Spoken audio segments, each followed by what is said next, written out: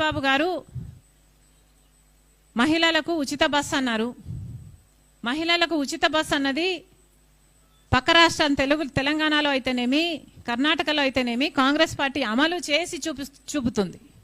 మరి అలాంటి పథకానికి కూడా చంద్రబాబు గారు ఎన్ని సాకులు వెతుక్కుంటున్నారో చూడండి. కనీసం సంవత్సరం అయిపోయింది, ఇప్పటికీ కూడా ఉచిత బస్సు మొదలు కాలేదు. అది ఆగస్టు 15కు చేస్తామంటున్నారు. ఎంత మటుకు అవుతుందో తెలియదు. ఒకవేళ చేసినా కూడా దాంట్లో కూడా మళ్ళీ మహిళలకు సంబంధించి ఇంటర్ డిస్ట్రిక్ట్ అయితే అది కవరేజ్ చేయము అంటున్నారు. మోస్ట్ ఆఫ్ ద విమెన్ 16 లక్షల మంది మహిళలేమో ప్రతిరోజు బస్సులలో ప్రయాణిస్తారు. వాళ్ళందరికీ జీరో టికెట్ ఇవ్వాల్సిన అవసరం ఉంది. ఆ జీరో టికెట్ మీద కూడా మళ్ళీ చంద్రబాబు గారు స్టాంప్ వేసుకుంటారట.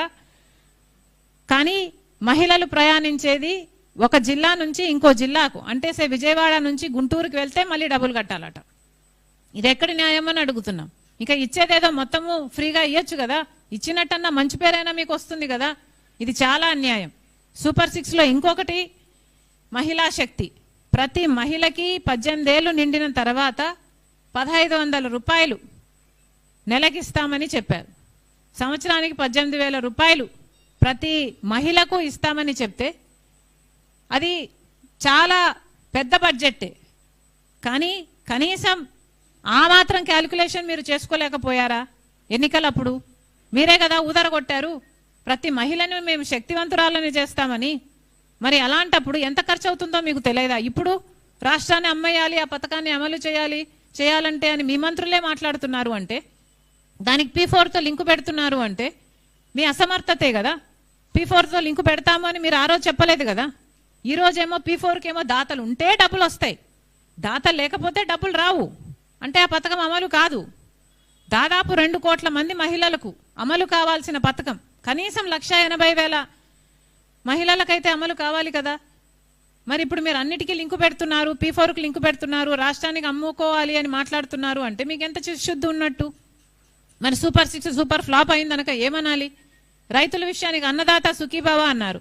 93 లక్షల మంది రైతులు ఉంటే మీరు ఇస్తున్నది ఎంతమందికి? 47 లక్షల మంది రైతులకి. మిగతా అందరికీ టోపీ పెట్టినట్టే కదా.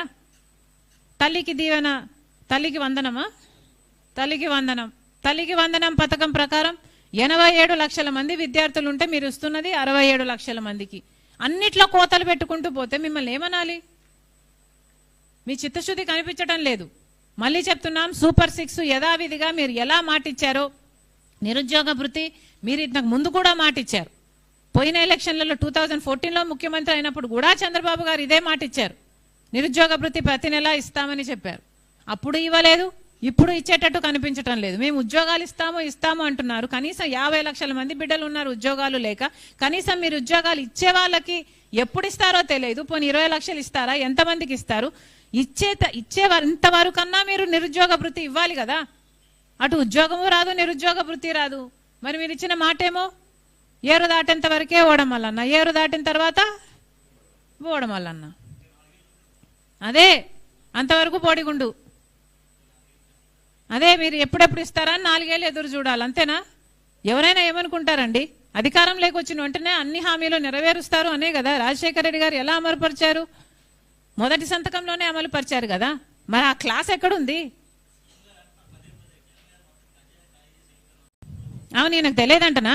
చంద్రబాబు గారికి ముందు తెలియదా? వచ్చాక డిస్కవరీ చేశారా? డిస్కవరీ ఛానల్ ఏమైనా పెట్టారా? కాదు కదా, ముందు నుంచి తెలుసు కదా ఎన్ని అప్పులు అయినాయని. 11 లక్షల కోట్ల అప్పులు ఉన్నాయని చంద్రబాబు గారికి తెలియకుండానే ముఖ్యమంత్రి అయ్యారండి. మరి అన్నీ తెలిసే కదా చెప్పారు చంద్రబాబు గారు. ప్రతి నెల మహిళలకి 1500 రూపాయలు ఇస్తామని. చాలా అన్యాయం ఇది, వెరీ అన్ఫేర్. చేస్తారండి వీళ్ళందరూ చచ్చిపోయిన తర్వాత, లేకపోతే ఈ రాష్ట్రం అంతా పేదరికంలో కొట్టుకున్న తర్వాత చేస్తే ఏం లాభము? అధికారం లేకొచ్చిన వెంటనే చేస్తే కదా.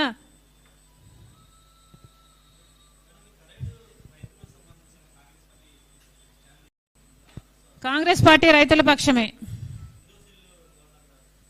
ముమ్మాటికి కాంగ్రెస్ పార్టీ రైతుల పక్షమే, దాంట్లో క్వశ్చనే లేదు. ఓకేమా, థ్యాంక్ యూ.